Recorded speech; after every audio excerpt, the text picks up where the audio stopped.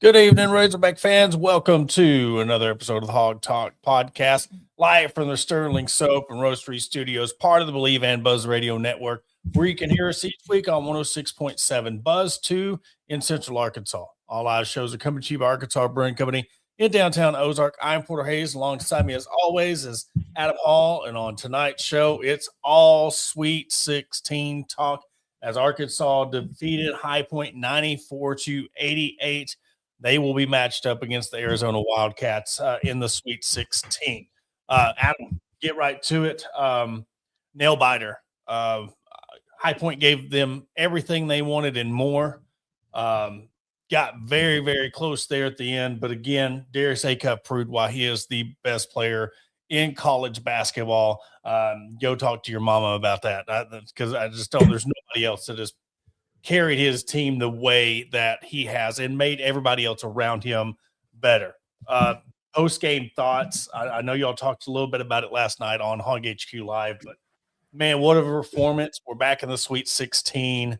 And now here we go. Another juggernaut, another Arizona game. And hopefully we are getting to the Elite Eight. 100%. And I played a clip last night from Shannon Sharp, Chad Ochocinco Johnson, and Joe Johnson. And I think Chad Johnson kind of summed up a lot of people out there that don't watch Arkansas regularly or haven't. He just basically said, like, I've only seen highlights. I knew he was good, but I didn't understand until I watched the full game of Arkansas and High Point on how good Darius Acuff Jr. is. And then, even getting the praise today from Coach Krzyzewski on Pat McAfee's show, just talking about how NBA ready Darius Acuff Jr. is, arguably in the top 1, 2, maybe 3 players in college basketball.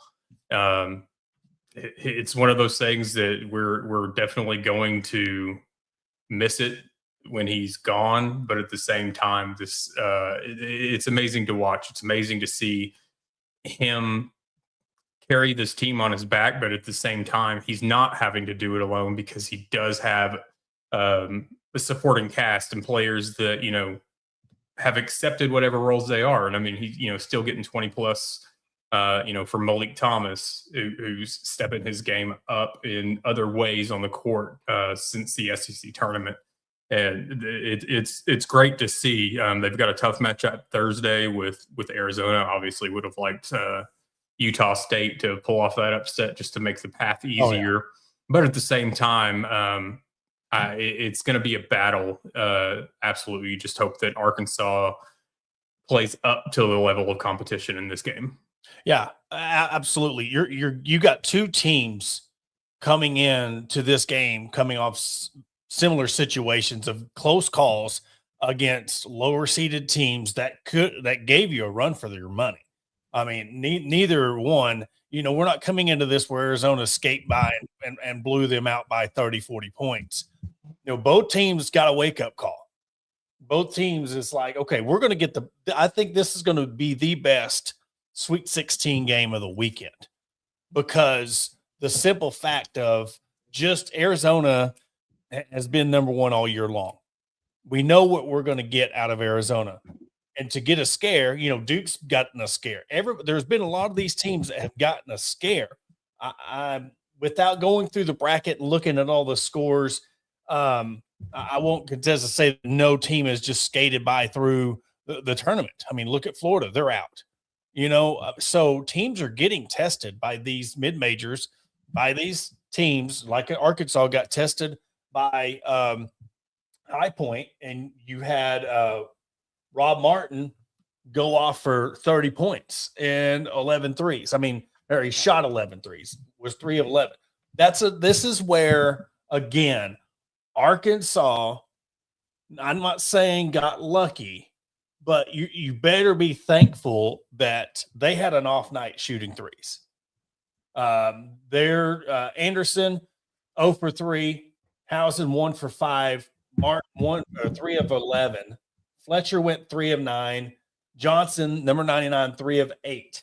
Like, they did not have a good 3-point shooting night, and just like we were talking about round 1, where they had an off first half, and then they come back, and Arkansas took advantage of everything and cruised to the second round.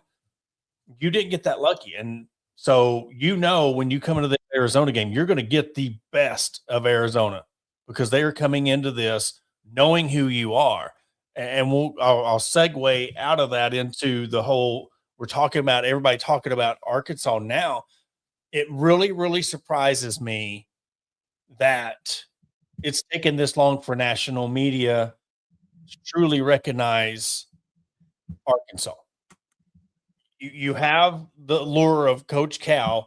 This is not a program that's some Johnny come lately program. So I don't understand why Arkansas still gets shafted after all these years. Yes, you only got one national championship, but they are up there. If you don't want to call them elite, I'll take that. I'll take if you do not want to accept Arkansas as an elite program, but they're knocking on the door. Okay. And my point is it just seems like now you get one or two, three people at ESPN talking about Darius Acuff. Now everybody and their mama's talking about Darius Acuff, so they can build their likes and quota and get people on their bandwagon. And I just don't understand. And it's like I would be using that as motivation coming into this, opposed to, oh, now y'all want to talk about us. Now you want to sit here. We love the praise. Thank you for the praise. We love when Arkansas gets it, but it's the fact that Acuff has been this guy all season long. This is nothing where he's 14, 15 points a game during the regular season, and now he's doing this March Madness tourney run, and he's becoming the darling of March Madness. He's averaged more in conference play than he did in the non-con. So it just shocks me. And even with Joe Johnson, being an Arkansas guy, it's weird how it's just now trying to come to where everybody's talking about Arkansas and Darius Acuff. Well, and Joe Johnson brought up Darius Acuff multiple times on Nightcap, and it's just taken the NCAA tournament to, I guess, put others on notice. I am surprised by it just because Arkansas was at one point this season the third or fourth most watched team in the country. So I think some of that, though, is like we've all known and seen. It's kind of the Arkansas shaft, if you will. I don't understand it, just because whether Arkansas is winning or losing, the comment sections and the engagement stay full. Especially when it's an ESPN, a CBS Sports, a Barstool, Bleacher Report, whoever it is that's covering Arkansas. And Jimbo, to answer your question, I'm still just drinking the juice. I'm not chugging it just yet. And a lot of that is just me keeping up my guard. Yeah. Oh, I thought he was talking about the bottle. Oh no, that's still sitting right here. He was talking about the bottle. That will potentially, knock on wood, be chugged. But I'm all, while I enjoy the content, while I enjoy the praise. I mean, it was kind of not shocking. I was just surprised to, open up and see Pat McAfee's page with Coach K talking about Darius Acuff, and it's welcoming to see.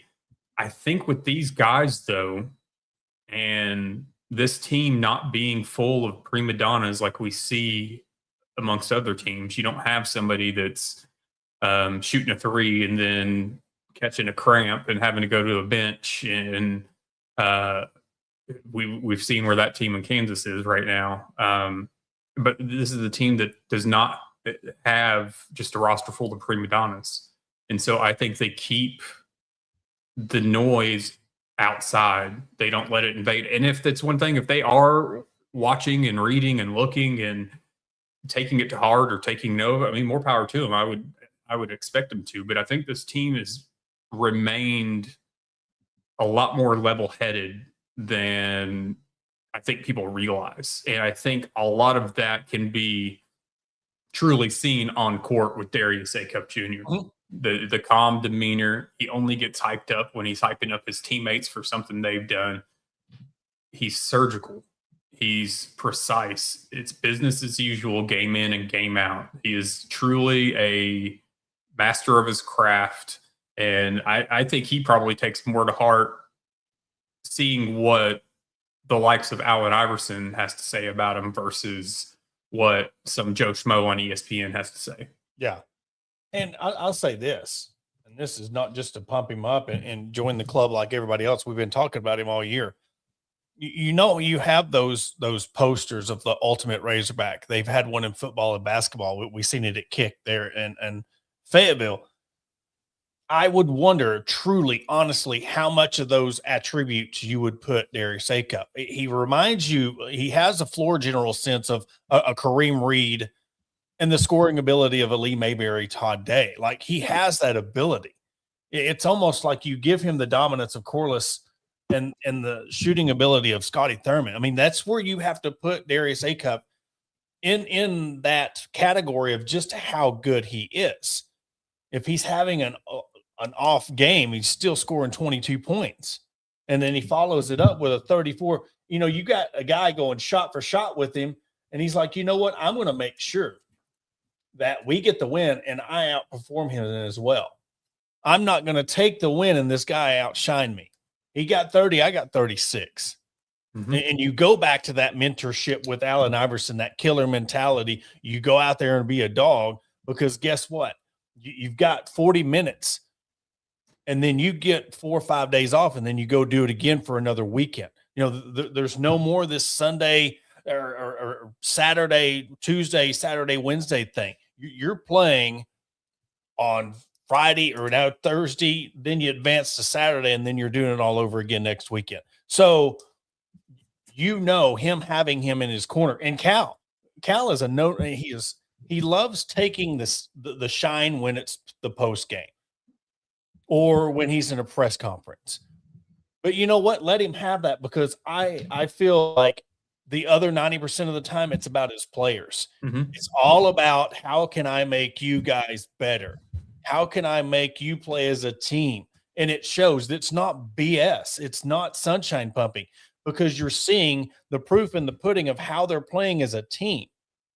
And once things clicked, yes, you're going to lose games. But, I mean, really, honestly, outside the Auburn game, and if you want to say they just kind of threw in the towel against Florida, I mean, when have they stopped fighting? When have they stopped playing as a team? So out of all the games this year, you know, you're 28-8, so 36 games, maybe a two or maybe the most 4 games. I mean, without just looking off the schedule, I mean, I'm go Auburn and Florida.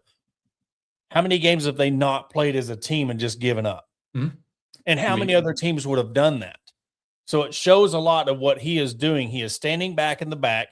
He knows what the talent he has, and he is trusting his talent, and his talent is trusting their coach. And that's what could get them a win against Arizona, and that's what could get them to a national championship.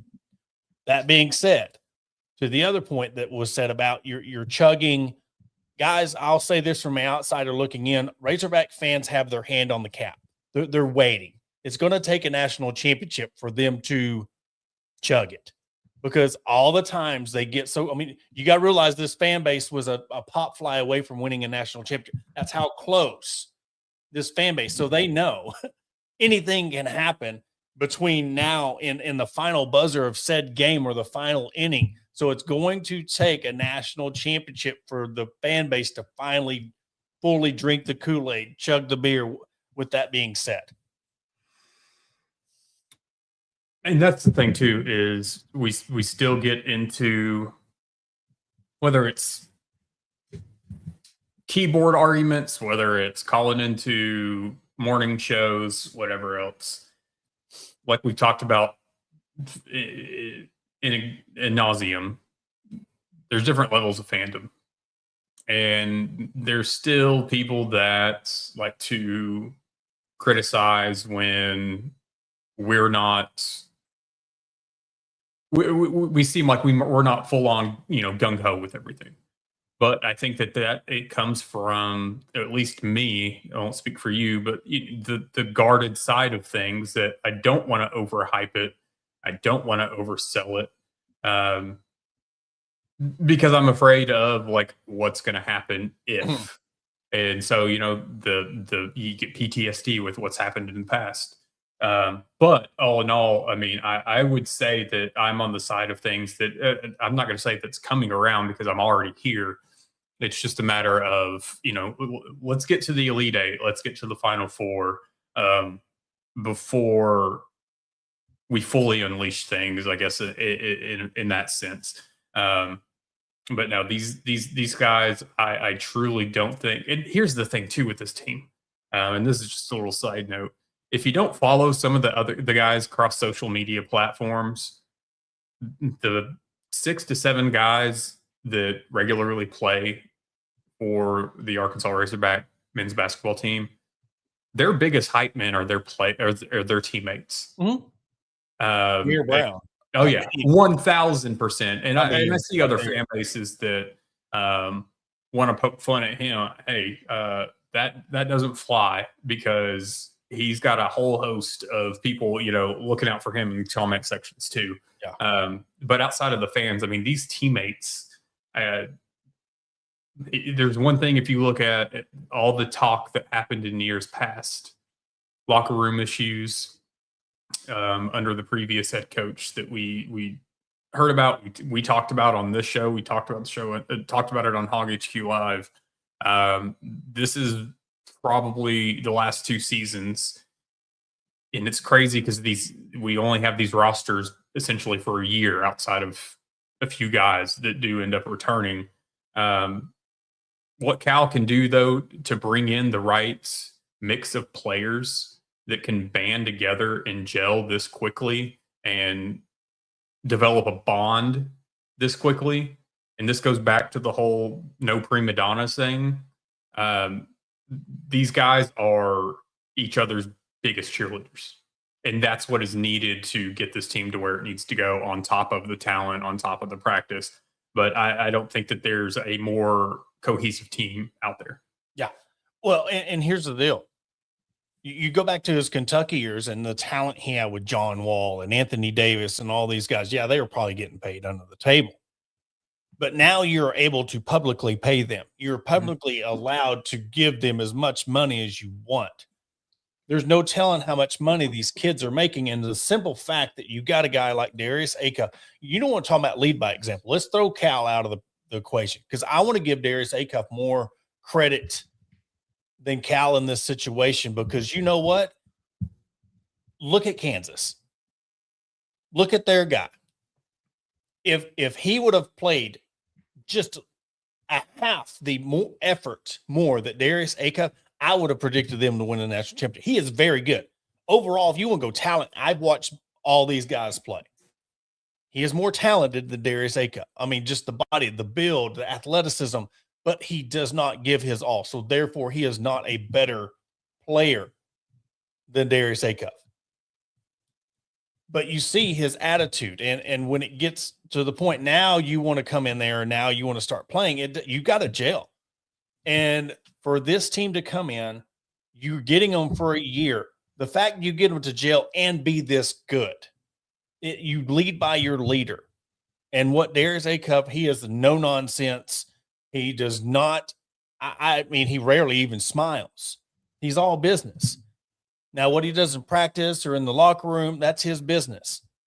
If he wants to joke around, but how he carries himself, I don't remember the last time I've seen that from a player, and especially a leader of this team. I don't know how far we would have to go back to see a true leader. Now, you want to go Jalen Williams, the dog he showed and taking the charges and helping his team out. But I don't know of the last time we've seen anybody like this. I was talking to a buddy of mine, and he said you got to go back to Kareem Reed or Joe Johnson.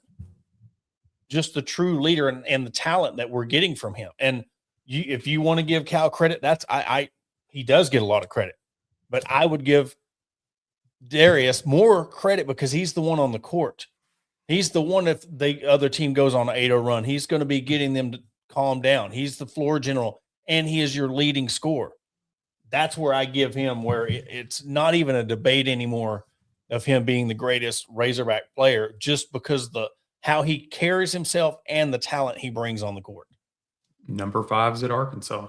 Goats. I mean, 1000%. Looking at the matchup coming up, top to bottom, Arizona, I mean, they've got 5 in double figures. They've got 2 more creeping up at almost 9 points and a little over 9 points a game. So this is a game that Arkansas is going to need more than, I mean, it's going to be all hands on deck, but more than Darius, more than Malik. I mean, Trevor Brazil is going to have what we've been seeing. Malik Ewan is going to have to continue to do what he's been doing. I mean, the double doubles from him or flirting with have been tremendous. I suspect, I don't know if anything's came out yet, that we'll see Nick Pringle in this game. And of course, if we can get 8 to 10 minutes out of Nick Pringle and get a few boards and block, contribute, but at least at the same time get Malik Ewan and Trevor Brazil a bit of a break, because Malik Ewan played 36 minutes, I believe it was, against High Point. He looked gassed at the end of the game, so that's something that it needs to be all hands on deck. And I think you're going to have, like we've talked about all season, 4 guys in double figures, if not more. But like we saw against High Point, I think you're going to need a few of those guys, not just at 10, 11 points, but you're going to need a couple of them at the 15, 16, 17 point range, along with Malik Thomas putting 20 plus, and A-Cup, if he can continue to put up a 25, 30 plus game, it's going to need to be all hands on deck. Yeah, all 5 of your starters were over 34 minutes. A-Cup, Brazil, and Thomas were 34 minutes. Ewan and Richmond. Ewan is 36, and Richmond played 38 minutes. And it goes back to that Hawaii game. You win in that game 97-78. You having an easier game in the first round, because could you imagine if you had a nail biter against Hawaii and then had to turn around and you have this battle back to back? You're talking about getting gassed. Does Arkansas win the game? I mean, are they gassed? All these things come into play, and when you're talking about, again, the 3-point shooting for High Point. Now you get some time to rest for Arizona. But another point, I want to go back to this comment right here. Brazil, 5th-year senior, mentioned in a locker room interview that A-Cuff is their leader. If you want me to go 1A and 1B, the fact that 5th-year seniors are coming in and they're allowing a freshman to realize that he is the leader of this team, to realize and be humble enough to let him be the leader. It doesn't cause any drama. We've heard plenty of issues of locker room drama with the Arkansas Razorback program in years past. That is another top. If you want me to go top 3, let's go A-Cuff, Cal, and then the locker room presence. The fact that they allowed this freshman to come in and it be his team, we're seeing the fruits of their labor of him letting him, instead of it being drama or button heads or, well, he's just a freshman, what does he know? That will be something that won't be talked about enough, is the fact that your upperclassmen are letting a freshman lead this team truly on and off the court, and it has gotten you to the Sweet 16. Yeah, because something like or somebody like Trevor Brazil, I mean, I'm sure he sees it and is thankful for it too. This is more time that he's getting eyes on himself and his last ditch effort to raise his NFL or his NBA draft stock. So somebody like Trevor Brazil, I mean, more power to him for being welcoming to Darius Acuff being the leader.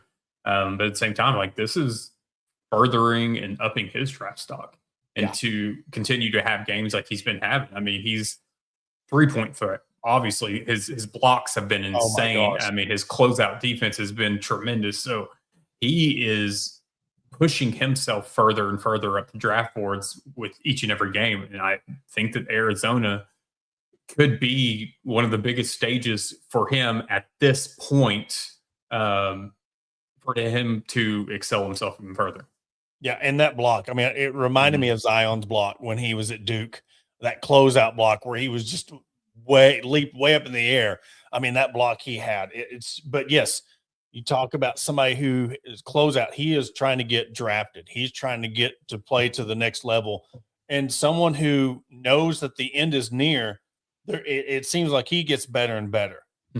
So I know that they've done nothing but rest. They've done nothing but get ready for this game on Thursday, which it says 8:45 p.m. They will play. It will be on CBS against Arizona.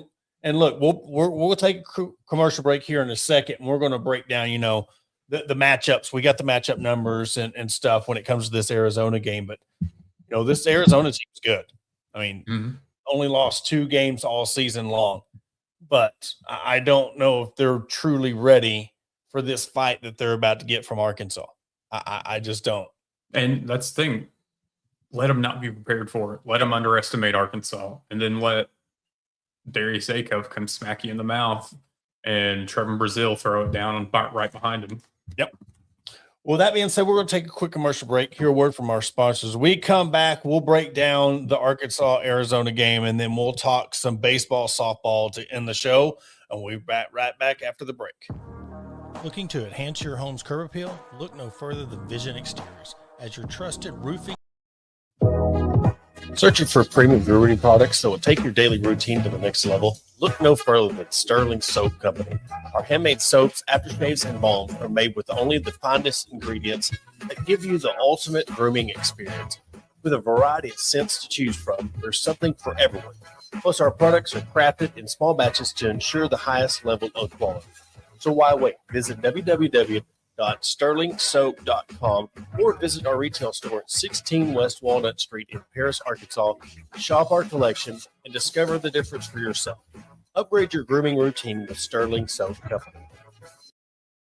Are you looking for a place to grab a cold drink and some delicious food? Look no further than Arkansas Brewing Company. Located at 201 South 1st Street in beautiful downtown Ozark, our establishment offers a wide selection of craft beers and tasty eats. But what sets us apart is our welcoming atmosphere and friendly staff. At Arkansas Brewing Company, you'll always feel like part of the family. So visit Destiny and Christopher Brockett and staff today and see for yourself what makes us the go-to spot for locals and visitors alike. Arkansas Brewing Company, come for the drinks and stay for the friends. Attention DIYers and home improvement enthusiasts. Are you searching for the right tools and supplies to tackle your next project? Look no further than Mentor's Hardware Store. With locations in Ozark, Alma, and Clarksville, our vast selection of hardware and building materials ensure to have everything you need, whether you're fixing a leaky faucet or building a new deck. Plus, our knowledgeable staff is always on hand to offer expert advice and guidance. And with our competitive prices and convenient online ordering, Mentor's Hardware Store is your one-stop shop for all your DIY needs. Visit us today and let's build something amazing together. Are you looking to take your career to the next level? Look no further than ATU Ozark Campus. As a 2-year satellite campus of Arkansas Tech University, we're dedicated to a quality workforce education, industry partnerships for in-demand jobs, and tailored paths for success. Our programs are led by industry professionals. Whether it's a certificate or you're aiming for a graduate degree, ATU Ozark has you covered. Visit our website at www.atu.edu/Ozark or contact us at 479-667-2117. Your future begins here. Welcome to Ozark Area Chamber of Commerce, where our mission is simple: encourage, promote, and aid an enduring environment of shared economic opportunity and civic development for the Ozark, Arkansas area. Whether you're a local business owner or a resident, we've got something for you. Shop our unique local businesses, explore the beauty of Ozark, and savor local flavors and find cozy accommodations. Join us in building a stronger community. And to learn more, contact us at 479-667-2525. Remember, together we thrive. And I want to welcome you back to the Hog Talk podcast. And we'll go to the tail of the tape between Arkansas and Arizona. The stats for this year. Field goal percentage, I mean, it's pretty much even, 64%, 61%. And then three-pointers, big discrepancy between Arkansas shooting 21 threes a game, and then Arizona's only shooting 16 threes a game, shooting 35% on the year. Arkansas's 38%. Free throws, Arizona, you see the more free throws because shooting less threes, meaning they get the ball inside more. 26 free throws a game, 23 for Arkansas. and then rebounding, 43 rebounds. So this is going to be a different type of game. We know what type of game we're going to be getting when it comes to Arizona. We know the fact that we are going to have to limit the inside presence. We cannot let 2 or 3 guys go for double doubles, 20 points, 10 rebounds. We know we're going to have to move the ball, shoot well. You cannot have a poor 3-point shooting percentage against Arizona. Defensively, I mean, same amount of steals, one less block, creating more turnovers, and then the foul. So, I mean, outside the rebounding, pretty even matchup when you look at just from stats alone in this game. Yeah, I mean, the thing here I think that stands out to me most, while it doesn't look much, what was it, the 6 point or the 6 rebounds more a game. Yeah. I think there's been several games that Arkansas is either right there or been out rebounded in. I think the offensive rebounds for both teams is going to be huge in this game. Mhm.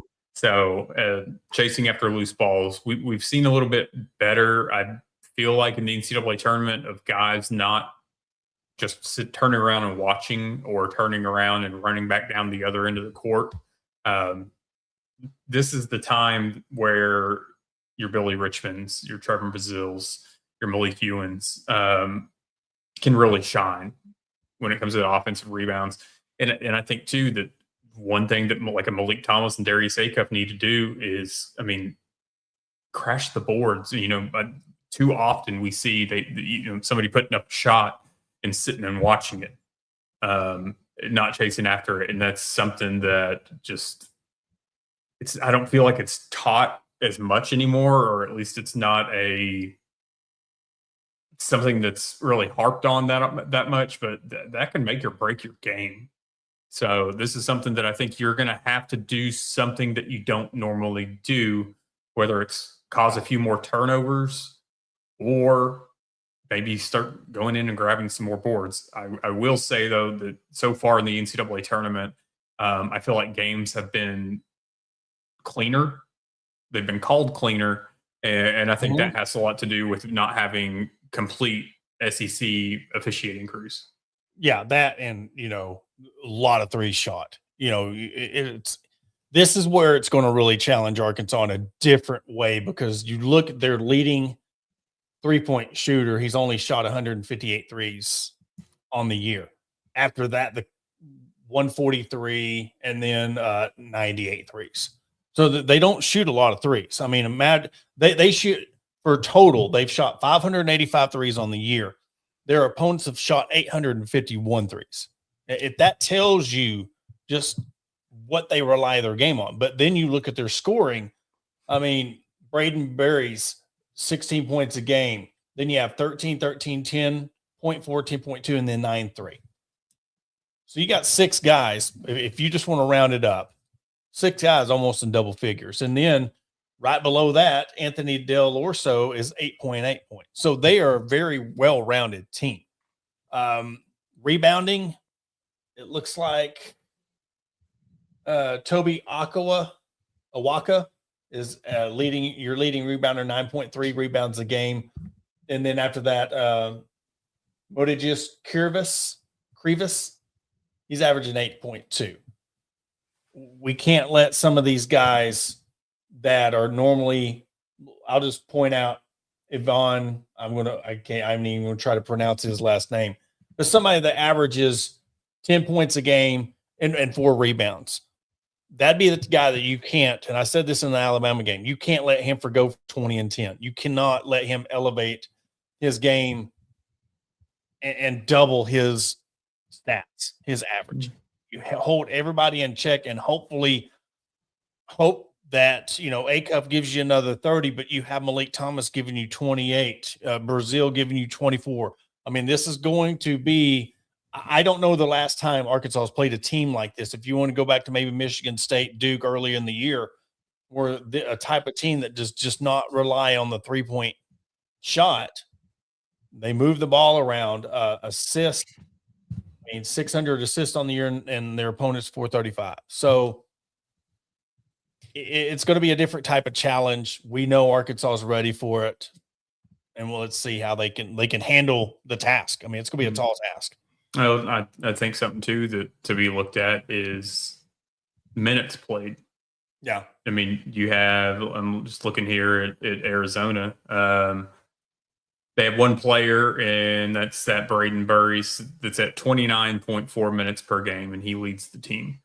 27, or no, Jaden Bradley does it 30.4. So my fault. So you got but 30 minutes, 27, 29, 25, 27. I mean, so these guys are getting rest. And then flip side, you look at Arkansas, 35, 30, 31, 30. I mean, so it's something that it's going to have to be watched. And you just hope that Arkansas continues to play how they've been playing and the game is called how it's been being called, to not get into foul trouble. I mean, the last game, Arkansas only had 9 fouls. I think they had Darius Acuff, and there was, I think, maybe Billy Richmond or another that had 3 fouls, and that was most. Everybody else just had 1.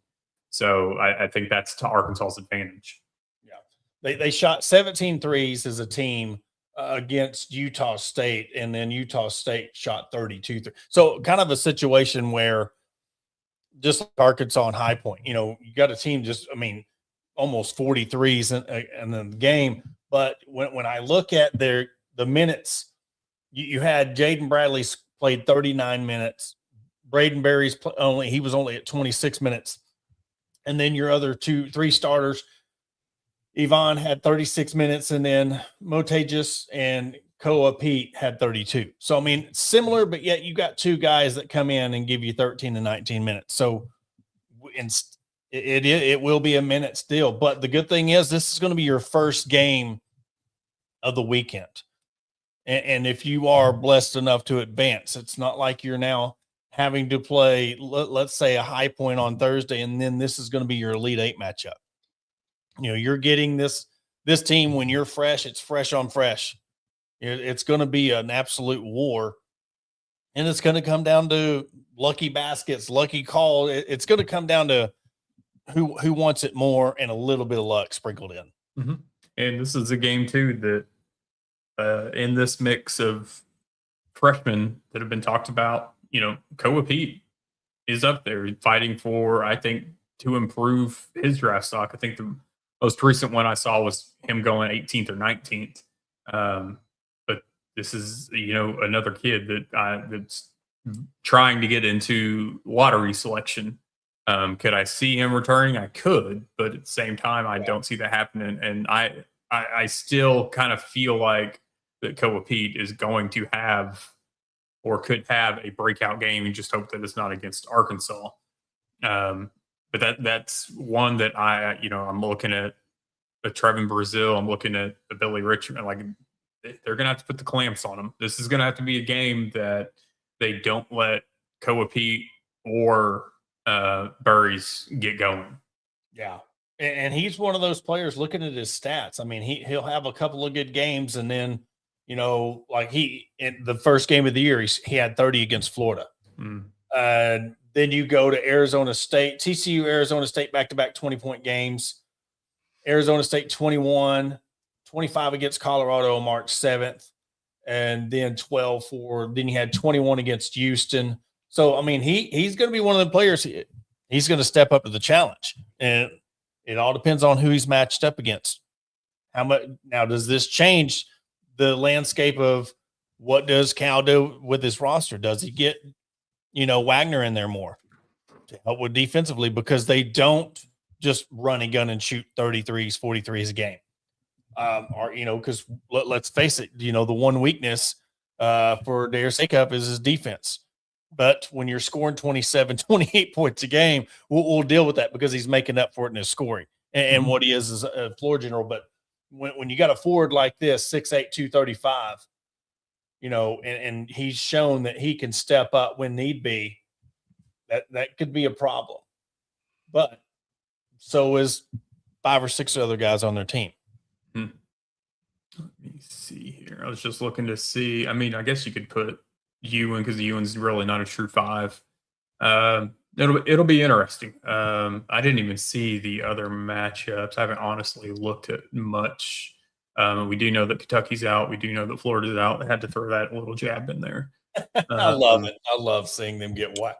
Kansas. Absolutely I mean, destroyed. it's one of the things are happening that we've talked about with some of these higher seeded teams. Obviously, we couldn't get Utah State to get Arizona out of our way, um, but this is a matchup that I had in my bracket that I have Arkansas beating Arizona. So hope it comes to fruition. I wish the game was not at 8:45 on a Thursday night, but at the same time, Bakers can't be choosers. We're here. We're not sitting at home. So I'm definitely ready for it, and I'm ready for the storylines if Arkansas does pull off the win. You imagine if Vanderbilt would have hit that shot? Oh yeah, I mean, you talk about crazy how in and out that went. Then that would have been another one where SEC. I mean, they would have been playing Iowa. You got a 4 seed, 9 seed in the Sweet 16 on the top half there, and then Houston, Illinois. But for the most part, Duke, St. John's 5 seed are the ones that beat. And you look at that one. I mean, the last second shot, and Florida had a chance to win the game against Iowa. I really think. I don't know what the guy. I don't know. Did you watch the Florida game? bits and pieces of it, and I saw the defensive breakdown at the end was Boogie Fland. And it's like Lee, the guy who had the ball. I don't know why you're not trying to go up and get a foul. In that point of the game, it's like he was looking to get the shot to someone else, and then he ran underneath the basket and tried to pass it off. And you either got to go up or try fade away, or he just ran. It was just a mistake on his point. But yeah, I mean, then you have Michigan State, UConn. I mean, we're getting to the point where all these games, Michigan, Alabama, you think that's a football, juggernaut. Now, Michigan's a 1 seed, Alabama's a 4 seed. And then down there below, you have Iowa State, who did the Lord's work of blowing out Kentucky. They played Tennessee, and then Purdue, Texas, which Adam, I mean, it's crazy that Texas as a play-in. Is this the furthest that a play-in team has made it in? No, Texas is the sixth play-in team to make it to the Sweet 16. Okay, all right. I mean, we're getting something. You and I have talked a lot about NIL, transfer portal, and what it means to March Madness, what it means to college basketball, because obviously, for the most part, football is king. So we talk about it with football more often. But what we're seeing here is in basketball, I'm not going to say the Cinderella is dead, but yeah, the top is evening out because of NIL and transfer portal. This is the point now from Sweet 16 forward that we're going to get the best basketball from top to bottom that we have seen all season long, because you have more balanced rosters. And that is strictly because of NIL, because of transfer portal. And I'm ready for it. This is, I obviously everybody's ready for the Cinderella's, the upset. So I'm just, I've been ready for just good basketball. I enjoy basketball more than I enjoy football. Not that I don't love football, but basketball is, to quote, the song from way back when, basketball is my favorite sport. I'm here for it. I'm ready for it. Yeah, and looking at some of these matchups, I don't see, even the Nebraska Iowa game. Mm-hmm. I mean, these two teams that are very familiar with each other, but Duke, St. John's, UConn, Michigan State, Houston, Illinois, Arizona, Arkansas, Michigan, Alabama, Iowa State, Tennessee, Purdue, Texas. And if Arkansas does get past Arizona, you could potentially be playing 11 seed for a shot to the Final Four. Now, me personally, I'd much rather play Purdue than Texas, just because you get that Cinderella run, and the storyline and how their guard Mark is, former Razorback, played at Arkansas, now he's at Texas. I just don't know. I'd be more worried about Texas than I would be Purdue. I don't know if that's crazy, but I think Purdue started to change my mind, because I'm always looking for them to get bounced out early. They're that team that always just seems to flop in the tournament, and now they're in the Sweet 16. But either or, I think Arkansas If they get past Arizona, they have a very, very, very good shot. It's going to be harder to get to the Elite Eight than it is to be the Final Four, in my opinion. Oh, I agree with that. Now, I will say I think that this Purdue team is better than the Purdue team that won the national championship with Zach Edey. Just all around, I believe that they're a better team. Yeah. And at the same time, I would rather go in to, if you're looking at Purdue or Texas, yeah, you've got game film on Texas. You played against them, but at the same time, I think I'd rather, on a whim, on a kind of short notice, I would rather play Purdue in that matter. But got to get past Arizona first. Oh, absolutely. And look, it's hard. I mean, you get to this point, you're looking ahead, and then you look even beyond that. Houston, Illinois, Nebraska, Iowa. How crazy would it be to play your former teammate or former player in Mark? And then what if you do get to the Final Four and you're playing Illinois? And it's just the fact that you get to that point with Big Z. Where's this guy been? I mean, that dunk where he almost gets dunked on, and then his speed. I've never seen him run like that. And he got a fade. Yeah, he got a fade. He got contacts. Yeah,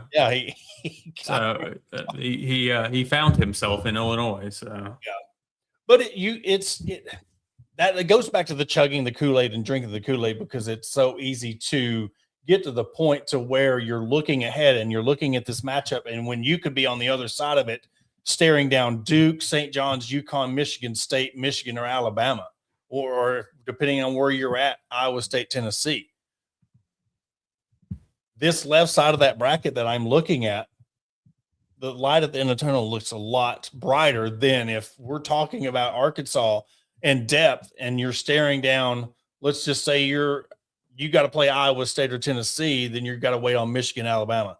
Then if you get past that, you've got UConn, Michigan State, Duke, or St. John's to get to the national championship game. Just seems like Arkansas got put in the right bracket. Again, I'll say it like I did last week. Outside of the distance, I think where they were seated and what bracket they got in, and even the Final Four matchup, if they make it that far, is going to be a big boost for them getting to the national championship game. Absolutely. I 100% agree. But switching over, wrap up the show. Arkansas baseball, outside of the team, couldn't happen to a better team in South Carolina, getting just drummed 22-6. Arkansas, I mean, it took a miracle to win that game against South Carolina. And then you lost the Sunday game 9-4, but then, of course, they fire their coach. So, could not happen to a better program in South Carolina. So I'll take missing a Sweet 16 to sit there and watch South Carolina get their coach fired. And look, guys, if you want to go, get on the raffle. The raffle is lower than a ticket to the final of the Sweet 16. That tells you where we're at. Baseball versus Florida. The jackpot will close on the 29th.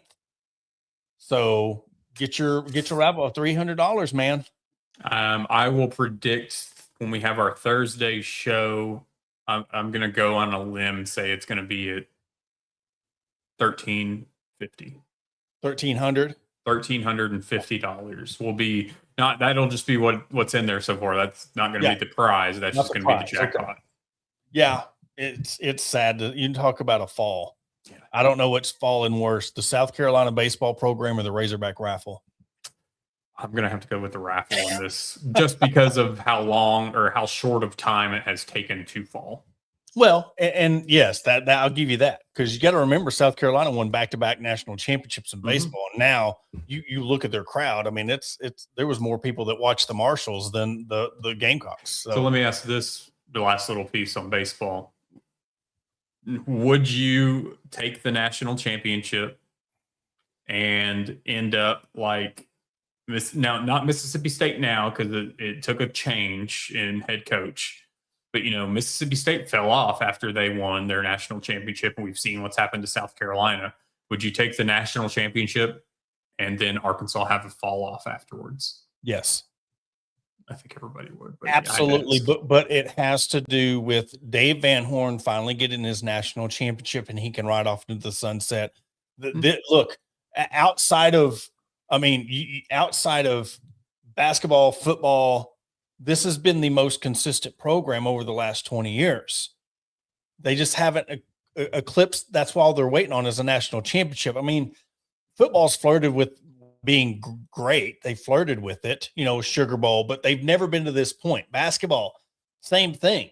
Outside of 94, I mean, you've made it to Elite Eights and you've made it to Sweet 16s, but you've never made it to that cusp of really believing you could win a national championship. So, and with how long Dave Van Horn's been your coach, for them to win a national championship finally all these years, he would be vindicated. He would get his statue. And yes, I think you would absolutely. I think you let him go off with a national championship, it would suck. You're going to have your normal fans. But I think if you was to ask the true Razorback fans who have been in the hog pen, they've been in those bleachers for the last 25, 30 years, they would absolutely take a national championship. If it meant we would never get to Omaha ever again, they would still take it because of the fact that Dave Van Horn finally got his national championship. 100% agree. Just thought I'd ask. Yeah. But I think that in Razorback fans, I think they would trade that for anything in any sport right now, but it had to be the first one. Mm-hmm. Now, if Arkansas wins the national championship, baseball or whatever, now it kind of changes that. It moves the needle a little bit. But Razorback fans are so hungry for a national championship. They've been so close in baseball, knocking on the door in basketball, not so much in football. So you never know. Would we bring in? I don't think they would go that route. I think they would promote from within. And I know a lot might not be happy with that, but that you talking about dudes taking some criticism even from us, and for them to come out and respond the way they have against Mississippi State and South Carolina, it shows them they know a lot more baseball than we do. It's just how it is. Yeah. And I've said for a while, I thought that Tony V would be the next coach. And whether it's at Arkansas or him leaving Tennessee to go to the Giants, we know he's ultimately going to end up back in college at some point in time. This was the easiest transition for him because he's not having to jump from one SEC school to another. So he can go to San Francisco and it not work out, and then he can come back to the SEC because I feel like that's ultimately the path that's going to happen, and it was the easier path to take. I just don't know if it'll be in Arkansas. I'm kind of in agreement that it's going to be a promote from within. But then again, I mean, you got to look. He didn't, the rivalry between Arkansas and Tennessee's died with him leaving. It's not going to be the same. I mean, that the rivalry that that one meeting at home plate between Vitello and Dave Van Horn struck that whole rivalry. And then the cockiness and the arrogance of the players on top of all that fueled the fire for that rivalry. Now that he's not the coach anymore, give him a couple years. And the fact is, you want to talk about another thing. You win a national championship with Dave. I guarantee you they would welcome him back more so how many fans would be like, okay, Dave didn't get it. Let's go get Tony because he brought one to Tennessee. I mean, you know how the nostalgia comes in. One, he's got Arkansas ties, and look what he did at Tennessee. So, I mean, he would be a top candidate. My thing is, would he leave the major leagues to come back to college? I think if it doesn't work out in San Francisco, that's 100% will happen. I think it's going to be. I don't think he's going to go to another MLB team after the Giants. And if it works out for the Giants, we won't even be having this conversation. But that when the time comes for Coach Van Horn to retire, it's going to catch the ears and eyes of the likes of Tony Vitello. And softball team, they are 27-4 overall. They swept UConn this past weekend, winning 12-4, 10-2, and 9-4. They play UCA in Conway on Tuesday. That game will be at 6 o'clock. If you can't get down there, it will be streamed on ESPN Plus. And both the baseball and softball teams will welcome in Florida to town This is okay. So the baseball, 6 p.m. on Friday, 1 p.m. on Saturday, and noon on Sunday for the baseball. And then the softball Razorbacks will play 6 o'clock on Friday. That game will be on ESPN2. And then 7 o'clock on Saturday as SEC Network Plus, and Sunday at 1 p.m. on SEC Network Plus. So Gators will be in town this weekend for baseball and softball. So Arkansas wins on Thursday. It's going to be a nutso day on Saturday this weekend. It's going to be crazy even on Friday.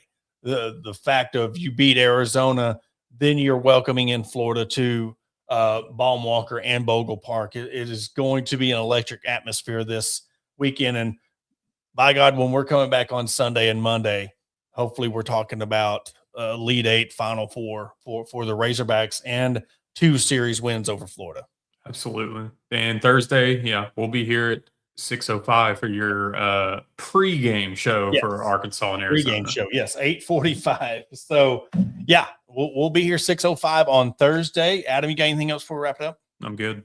All right. Well, that will do it for this episode of the Hog Talk Podcast. Again, thank you for everybody for tuning in tonight. Thank you all of our fans and our sponsors. We'll be back on Thursday, 6:05 for the Arkansas-Arizona pregame show. We'll catch you on Thursday.